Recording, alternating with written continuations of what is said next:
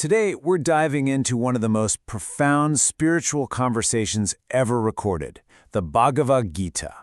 We're going to be looking at a specific translation, one that aims to present the text as it is, really letting the original philosophy come through as clearly as possible. Our story starts, of all places, on a battlefield, the field of Kurukshetra.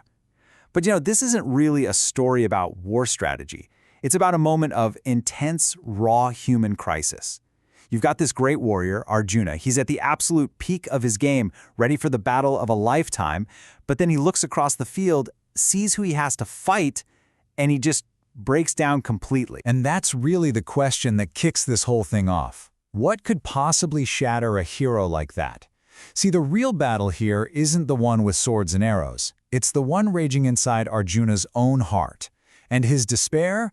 Well, it becomes the perfect setup for one of the most incredible conversations in human history, with his charioteer and guide, Lord Krishna. So let's get into the details of this crisis. What exactly is the problem? Well, Arjuna's a warrior prince, and he's fighting a just war to reclaim his kingdom.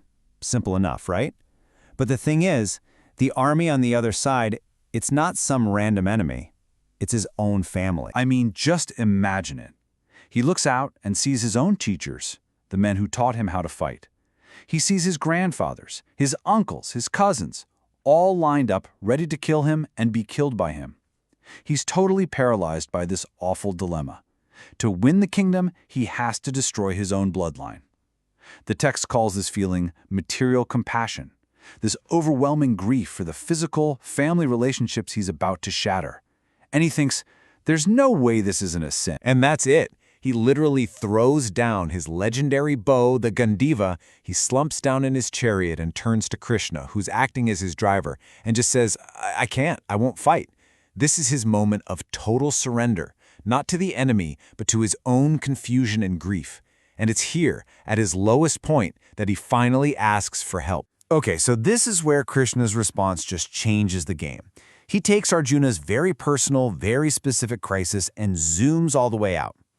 He explains that Arjuna's confusion, this feeling of being trapped, it's not unique to him. It's actually part of the universal human condition. It's a problem that affects every single one of us. And here's the diagnosis Krishna gives for this universal problem. It's called the false ego. And what is that? It's the simple but profound misunderstanding that I am this body. That deep down feeling that we are our physical selves. The text says this fundamental case of mistaken identity is the root cause of all our attachments, all our fears, and all our suffering. And this illusion, this false ego, isn't just a passive belief. It actively traps us in a nasty psychological cycle. It all starts with our senses making contact with the material world. That contact sparks desire, or kama. Now, when that desire inevitably doesn't get fulfilled, it sours into anger, or wrath. And that anger, it clouds our thinking, making us even more deluded. This just fuels more desire, and on it goes. A vicious cycle that, according to the text, keeps the soul trapped. So, if we're all caught in this cycle, how in the world do you break out of it?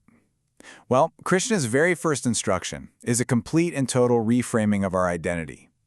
It's presented as the master key that can unlock the whole prison of illusion. Krishna basically draws a big, bold line in the sand. On one side, you have the body. It's temporary. It gets old, it gets sick, it dies. It's constantly changing. But then you have the soul, the Atma. And that, he says, is the complete opposite.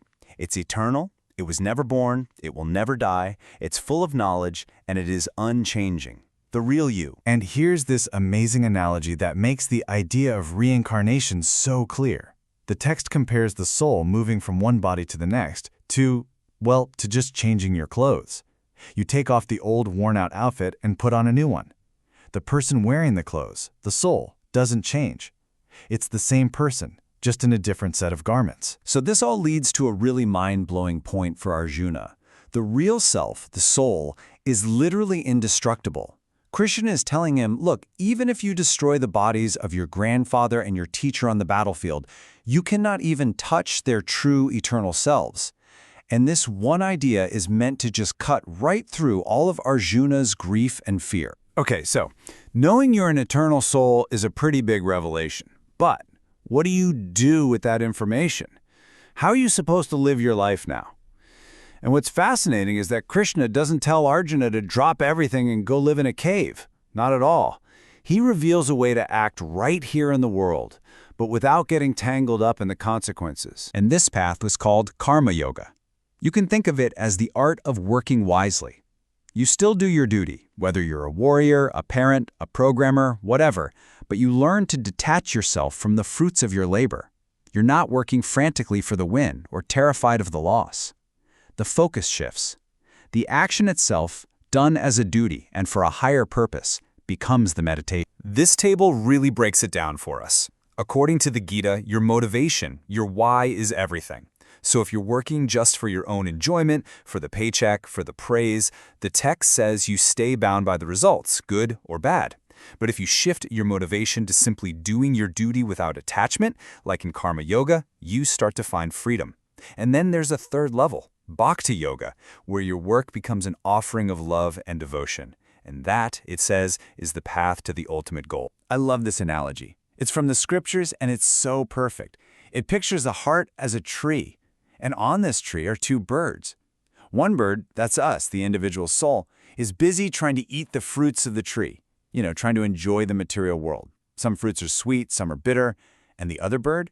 That's the super soul, Krishna. He's just sitting there, patiently watching his friend, waiting for us to finally turn and look at him. So if we follow this path of understanding who we are and acting in the right consciousness, where does it all lead?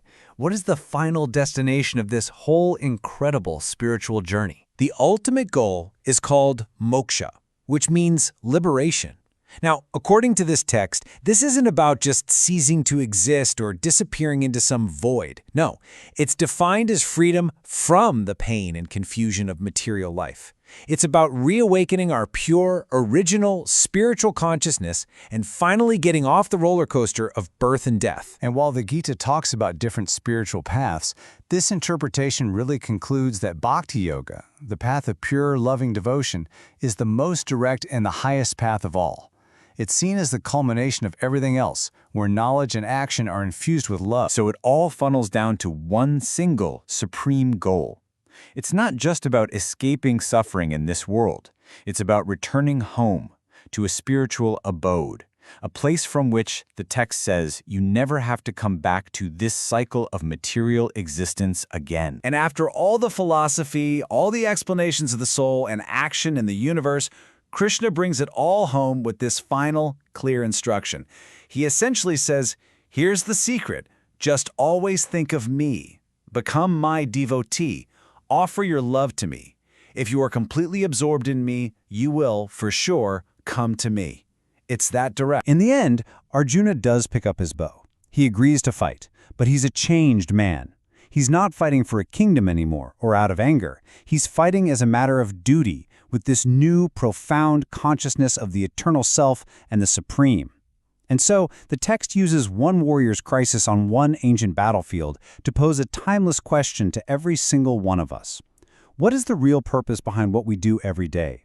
Are we driven by illusion, or are we acting for a higher reason?